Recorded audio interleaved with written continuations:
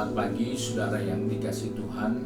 Kita jumpa lagi dalam Renungan Pagi GPD Bethesda Makassar. Pagi ini saya akan baca dari buku Mazmur pasal 139 ayat 23 sampai ayat 24. Firman Tuhan berkata seperti ini: Selidikilah aku ya Allah, dan kenalah hatiku.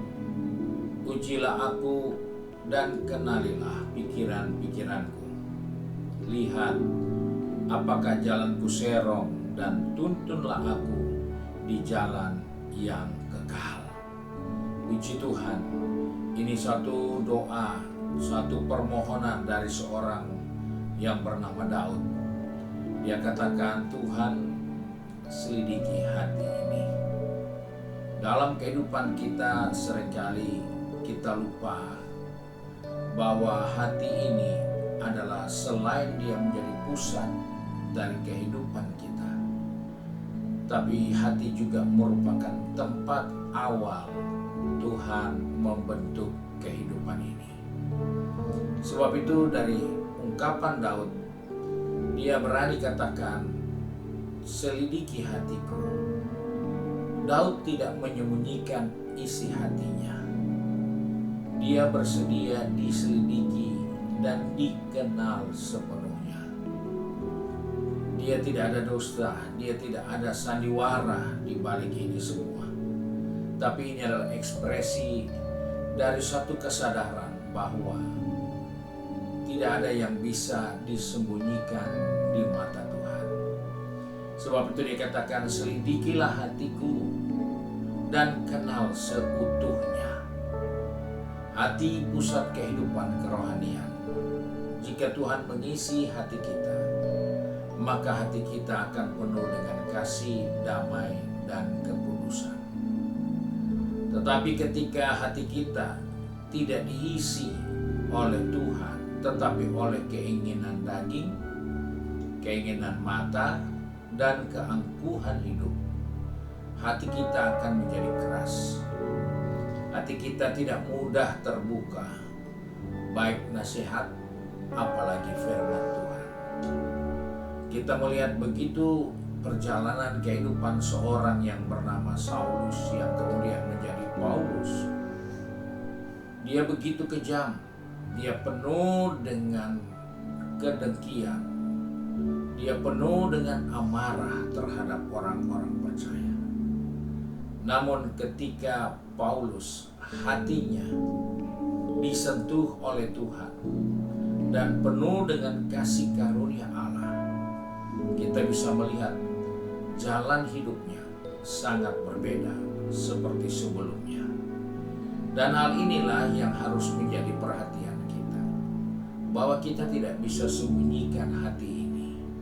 Tuhan tahu hati kita, Tuhan kenal pikiran kita, Tuhan kenal seluruh keberadaan kita. Dan Daud sadar akan hal itu, sehingga dia berani berkata, Tuhan, kalau aku salah, tegur aku, luruskan jalanku. Kalau aku keliru, Tuhan betulkan supaya aku kembali ke jalan yang kekal. Jalanku serong, jalanku salah, tuntun aku, supaya aku ada di jalan yang kekal. Ini adalah hal yang penting untuk kita selalu ingat, bahwa setiap kita boleh ada di hari yang baru, kita harus minta Tuhan selidiki hati kita. Apakah hari ini hati saya penuh dengan kasih karunia? Apakah hari ini hati saya penuh dengan damai sejahtera? Ataukah hari ini sedang berkecamuk hal-hal yang tidak berkenan? Karena keinginan daging, keinginan mata, keangkuhan hidup sedang mengganggu hati dan pikiran kita. Sebab itu dia berkata, selidiki aku. Maksudnya Tuhan, aku tidak akan menutupi apa yang ada di dalam hati dan ada dalam pikiranku. Dan hal ini menjadi suatu kekuatan baru, karena ketika jalan kita salah, Tuhan akan kembalikan kita ke jalan yang benar. Karena kita minta Tuhan selidiki. Ada banyak orang tidak pernah bisa berubah, karena bukan Tuhan tidak mampu, tapi karena Tuhan tidak pernah memaksa merubah kita. Hanya kita yang perlu minta Tuhan selidiki hati kita. Tuhan robah jalan kita jika jalan yang kita pilih adalah jalan yang menyerong dari kehendak Tuhan. Dan inilah menjadi permohonan kita. Inilah menjadi kerinduan kita setiap hari. Yeremia katakan setiap hari rahmat-Nya baru. Setiap hari Dia menyediakan kesempatan yang baik agar hati kita tetap dituntun ke jalan yang benar. Kiranya renungan pagi ini membawa kita untuk makin terbuka kepada Tuhan. Biarlah Dia menuntun kita ke jalan yang benar. Puji Tuhan, Tuhan berkati kita. Mari kita satu dalam doa. Kembali kami datang kepada Bapa di surga dengan mengucap syukur, karena oleh kasih karunia-Mu Tuhan mengingatkan kepada kami melalui pengalaman Daud.